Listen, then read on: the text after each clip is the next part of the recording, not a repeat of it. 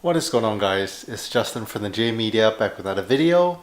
So from the title of this video, you guys already know we have some new car parts to install. So whenever I have DIY car parts installed, I'm super excited. Today we will be installing some parts on my Honda S2000. So yeah, you guys know I alternate car parts between the three builds that we have on the channel. This car pretty much is in its final form, so not too many parts.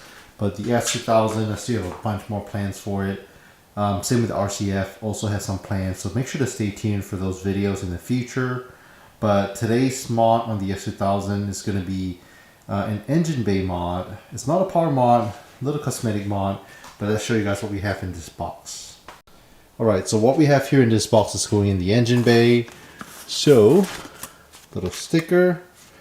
If you guys know what brand this is, leave it in the comment section below. But this is my favorite titanium brand.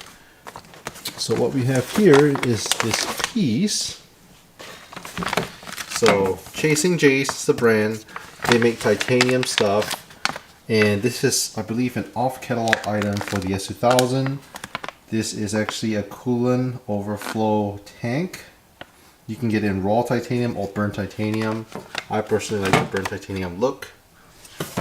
Also comes with some hoses, some little hose clamps.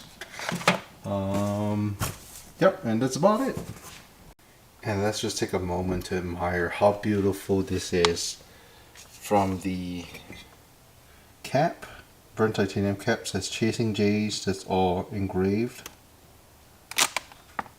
To the tank itself, this would just replace your OEM coolant overflow tank, which I'll show you guys in a bit. Again, purely for cosmetics, doesn't add any power or any functionality to the car. But with the S2000 build, I want to have a little bit of both.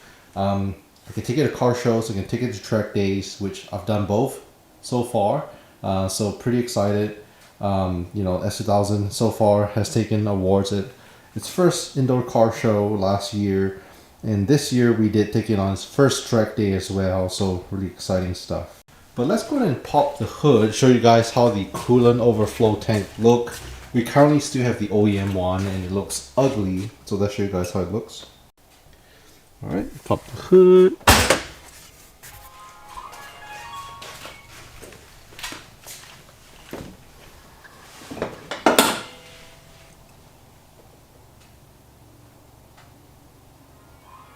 Alright, so here's my engine bay. So this is the OEM coolant overflow tank. As you guys can tell, this thing looks pretty ugly. White in color. It's almost like a faded yellowish white. So yeah, this thing should come right off. You should be able to just lift it up. Shouldn't be held on by anything. There is coolant, so we're going to transfer that coolant from here to the other tank. And there's this little hose right here that goes from the coolant overflow to the radiator as well. I could reuse this hose, or if I want to use one of the hoses they provide, we could use that as well. So super easy install. You don't really need any tools. So to prop this coolant overflow tank up, what you want to do is just held on right here by this little guy. It's not really a clip. It's almost just like a little holder. Slides right in like that. So you're just gonna push it up, and then all you're gonna do is just disconnect this little hose right here.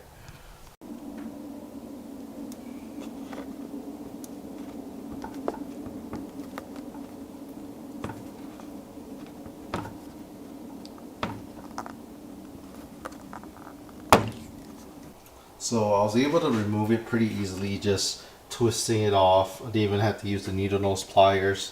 So now that that's off, like I said, this piece is free. So now I'm going to remove it, and you can transfer the coolant over, or if you want to pour new coolant into your new coolant overflow tank, you could do that as well.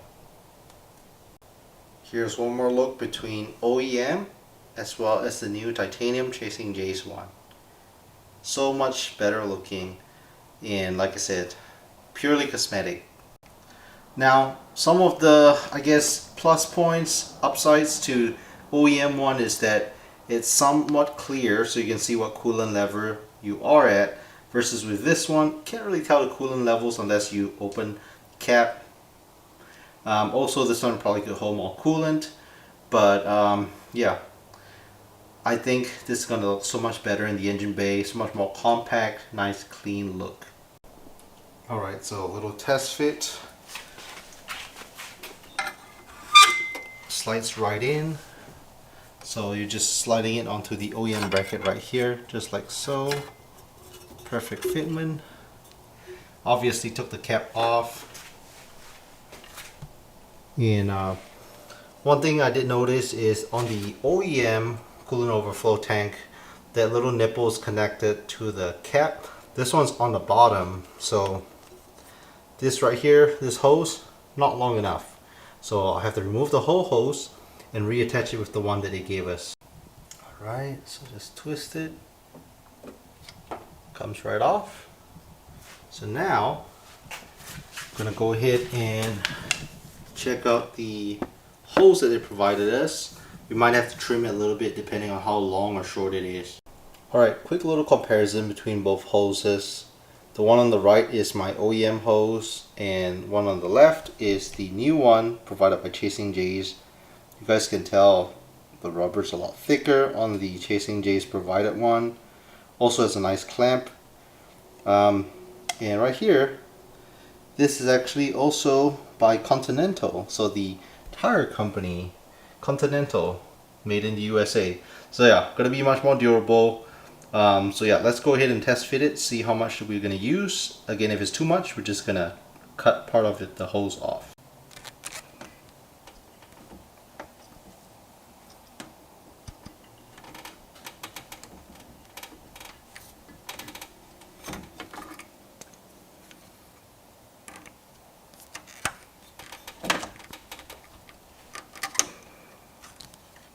Alright, so roughly eyeball measured it.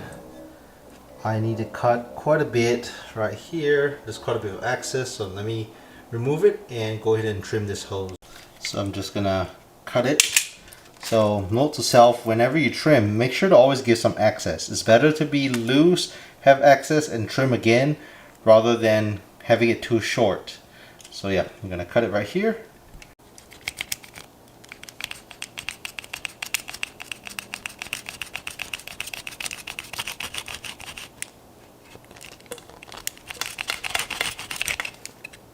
And since this is rubber, it cuts pretty easily with a knife. So test fit again. Alright, and test fit successful. If I want to trim it even shorter, I can. You guys might notice I didn't put these clamps on yet because I want to make sure that everything looks good, and I have to trim again. So I can have it routed here. If I want to make it even shorter, I can have it routed this way. So, you know, whichever you prefer. So right now, that test fit is complete. I can remove it, transfer the coolant over. Alright, so we have the hose connected, both clamps connected. Right now, we can go ahead and pour the coolant inside.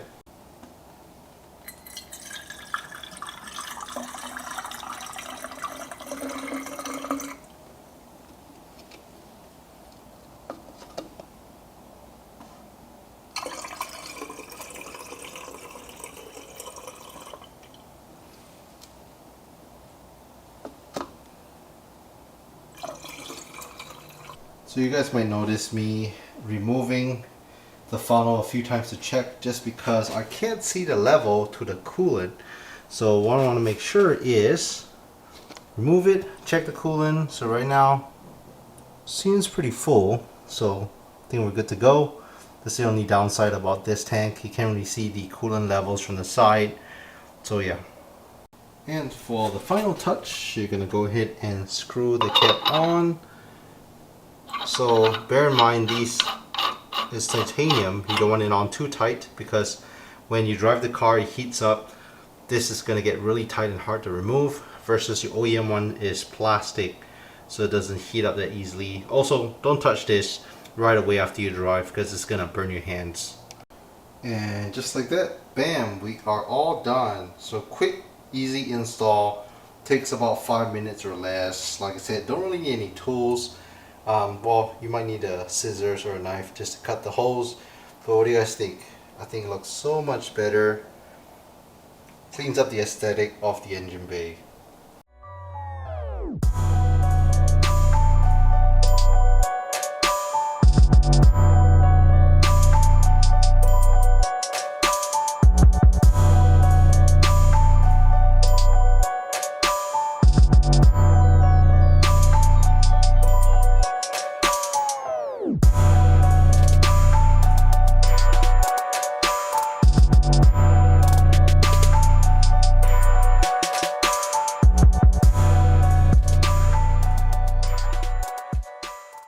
Alright, so there you have it. Quick and easy install. What do you guys think? Do you think that it's a ricer mod? I know it doesn't add any power, doesn't do anything with performance, but you know, can't hurt with a little bit of engine bay bling. So yeah, I think it looks amazing in the engine bay. Definitely will tie in with some of the other titanium goodies that we have in the engine bay. That titanium look on the ASM strut bar. We have some Chasing J's titanium goodies right here on the battery tie down. Chasing J's titanium goodies right here. Well, we replaced the front bumper for right now, so we're missing the ERC plate, but we also have some titanium Chasing J's goodies right here, which I removed temporarily.